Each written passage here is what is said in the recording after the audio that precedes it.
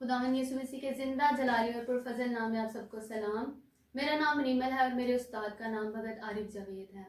मैं खुदावन का नहायत शुक्र अदा करती हूँ कि आज PMR के चर्च के वसीला से मैं आपके सामने खुदा की खिदमत पेश करने जा रही हूँ।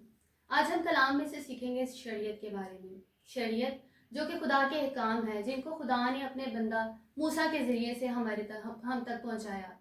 हम देखेंगे कि शरीयत में बहुत से अहकाम हैं जिनको हमें मानने की बहुत ज़्यादा ज़रूरत है, लेकिन अक्सर हमें सुनने को मिलता है कि हम शरीयत को नहीं मानते। हालांकि शरीयत को रद्द नहीं किया जा सकता, क्योंकि इसमें ऐसे काम भी हैं जिन पे हम अमल करके अपनी ज़िंदगी को संवारते हैं। जैसे कि सबसे पहले एक हुक्म आता है कि तो अपने माँ और बाप की इज्जत करना।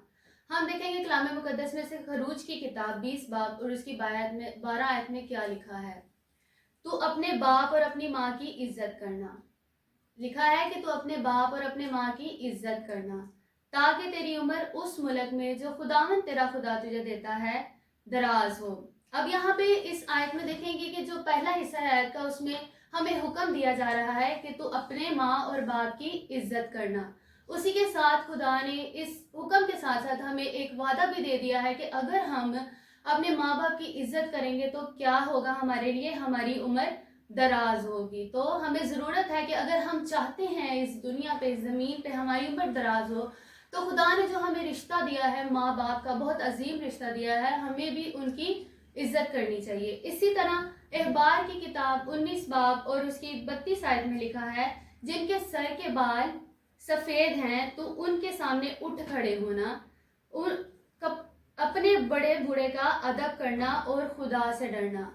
हम देखते हैं यहाँ पे कि खुदा ने सिर्फ हमें अपने माँ बाप की ही इज्जत करने का हुक्म नहीं दिया, बल्कि जो हमसे बड़े हैं उनके बारे में भी खुदा हमें बता रहा है कि तू उनसे इज्जत से पेश आना, उनके आगे उठ खड़े होना और उनका अदब करना। इसी तरह खुदा ने फरमाया कि तू खुदा से डरना।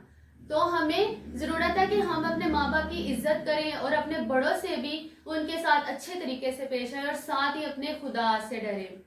इसी तरह हम देखते हैं कि शरीयत में हुक्म है कि जादूगरों के पास नहीं जाना। बहुत से ऐसे काम में से ये भी हुक्म आ रहा है कि हमने जादूगरों के पास नहीं जाना। हम देखते हैं कि हमें ये हुक्म कहाँ पे मिलता है। एबार की किताब 19 बाब उसकी 31 आयत में यूं मरकूम है, जो जिन्नात के यार हैं और जो जादूगर हैं तुम उनके पास ना जाना।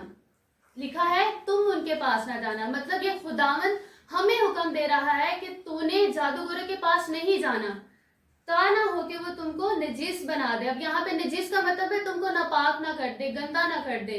तो खुदावन जिसने हमें अपने हाथों से बनाया है वो हमें हुक्म दे रहा है कि हमने जादूगरों के पास नहीं जाना है। हम देखते हैं खुदा के बंदा साउल के बारे में। खुदा ने साउल को बहुत सरफराज किया, लेकिन उसने नाफरमानी की और खुदा की हुक्मदुली की, जिसकी वजह से खुदा उससे नाराज हो गया। तो देखते हैं कि उसने जब खुदा से नाराज हो गया तो खुदा ने उसकी जो बातें हैं, जो खुदा ने उसकी दुआएं हैं, उसका जवाब नहीं दिया। तो देखते हैं पहली तवारीख की किताब 10 बाब और इसकी 13 आयत में लिखा है कि सो साउल अपने गुनाह के सबब से जो उसने खुदावंद के हजूर किया था मरा। लिखा है कि जो उसने गुनाह किया उसकी वजह से मरा। क्यों? उसका गुनाह यह था कि उसने खुदा की बात नहीं मानी थी। इसके आगे साथ ही इसके ऐड किया गया है, इसलिए कि उसने खुदावन की बात ना मानी, इसलिए भी कि उसने उससे मशवरा लिया जिसका यार जिन था।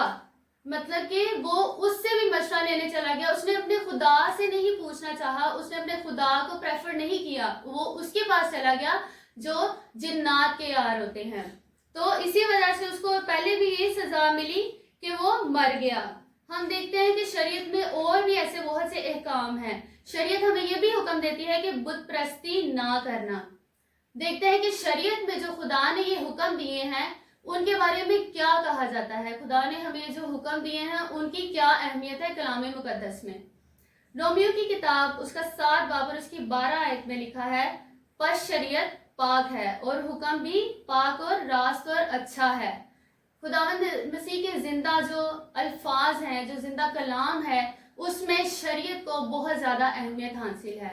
जिस तरह के यहाँ पे लिखा है शरीयत पाक है, जाहिर सी बात है अगर खुदा पाक है तो खुदा के अहकाम भी क्या हैं, पाक हैं, और हुक्म भी पाक और रास्त और अच्छा है।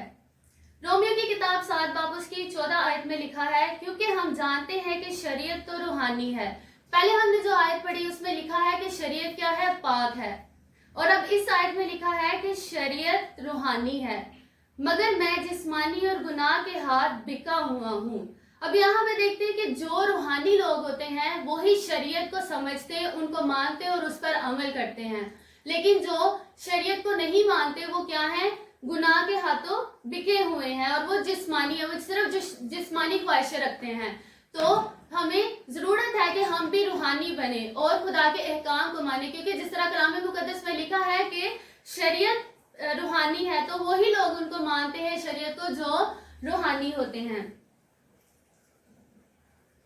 हम देखते हैं खुदा के बंदा पौलुस रसूल ने, खुदा का बहुत ही नेक और बरगजीदा बंदा है वो, उसने लोगों को कैसे अपने खुदा की तरफ खींचा। हालांकि वो तो बहुत पाक और नेक था, लेकिन फिर भी देखते हैं कि उसने कैसे लोगों को अपनी तरफ लेके आया। पहला कुरिन्थियों 9 बाब और उसकी 21 आयत में यूं मरकूम है, बेशरा लोगों के लिए बेशरा बना ताकि बेशरा लोगों को खींच लाऊं। अब यहाँ पे बेशरा का मतलब है जो शरीयत को नहीं मानते हैं, उनके लिए क्या हुआ, पौलुस रसूल उनकी तरह ही बेशरा बन गया कि उनको क्या करे, अपने जिंदा खुदा के हजूर लेके आए और उनकी जो भी उनके गुनाह है उनको उस गुनाह से निकाले, उस बदी से निकाले, ताकि वो जिस तरह अपने खुदा की कुर्बत में है उसी तरह वो लोग भी क्या हो, खुदा की कुर्बत में हो। आगे लिखा है, अगरचा खुदा के नजदीक बेशरा ना था, हालांकि वो कह रहा है कि मैं बेशरा नहीं था खुदा के हजूर, फिर भी मैं उन लोगों के लिए बेशरा बना कि मैं उन्हें अपने खुदा के हजूर लेके आऊं। जिस तरह उसके दिल में अपने खुदा के लिए प्यार था, उसी तरह वो भी चाह रहा था कि जो लोग हैं वो भी अपने खुदा के हजूर आए, उसको सच्चे दिल से माने। आगे लिखा है, बल्कि मसीह की शरीयत के ताबिया था। वो क्या था, मसीह की शरीयत के ताबिया था, खुदा के मसीह के हुक्मों को मानता था, उन पर अमल करता था और उनके मुताबिक जिंदगी गुजारता था। इसी तरह जो शरीयत को नहीं सुनता, हम देखते हैं कि उनके बारे में क्या लिखा है कलाम मुकद्दस में, जो शरीयत को रद्द करते हैं, जो कहते हैं ठीक है अगर नहीं माना जाए तो कोई मसला नहीं है। हम देखते हैं साल की किताब 28 बाब और उसकी 9 आयत में लिखा है, जो कान फेर लेता है कि शरीयत को ना सुने, जो कान फेर लेता है और जो शरीयत को नहीं सुनना चाहता, उसके बारे में लिखा है उसकी दुआ भी नफरत अंगेज है। उसकी दुआ भी क्या है, नफरत अंगेज है, वो उसकी दुआ का कोई असर नहीं है, कोई उसकी दुआ के मायने नहीं है। तो जो शरीयत को नहीं मानता, जो खुदा के अहकाम को नहीं मानता, उन पर अमल नहीं करता, अमल करने की तो बात दूर है, अगर वो उनको सुनता ही नहीं है तो खुदा के हुजूर उसकी दुआ करना क्या है, नाजायज है। वो उस चीज को, दुआ को ना मांगे अपने खुदा के हुजूर। खुदावंद इसी कलाम के वसीला से मुझे और आपको बरकत दे। हम सब अपनी आंखों को बंद करेंगे और अपने खुदा के हुजूर अपने सरों को झुकाएंगे। कदूस कदूस कदूस बहरोबर के खालिक व मालिक, लश्कर करम मेरे जिंदा खुदावंद आसमानी बाप, मैं आपका शुक्र अदा करती हूँ, आप जो अजीम खुदा हैं। आपके प्यारे बेटे यीशु मसीह के नाम से मांगती हूँ, नाम जो सब नामों में से आला है, जिस नाम से मुर्दे जी उठते, लंगड़े चलते, कोड़ी पाक के जाते, मेरे कदूस खुदावंद आसमानी बाप, मैं जो जितने भी देख रहे हैं उनके लिए दुआ करती हूँ आसमानी बाप, ताकि वो आपके हुक्मों को माने आसमानी बाप, और इनके दिलों में आपकी मोहब्बत आसमानी बाप उजागर हो। मैं आपका शुक्र अदा करती हूँ, आपसे मांगती पा लेती हूँ, मसीह यीशु के नाम से, आमीन।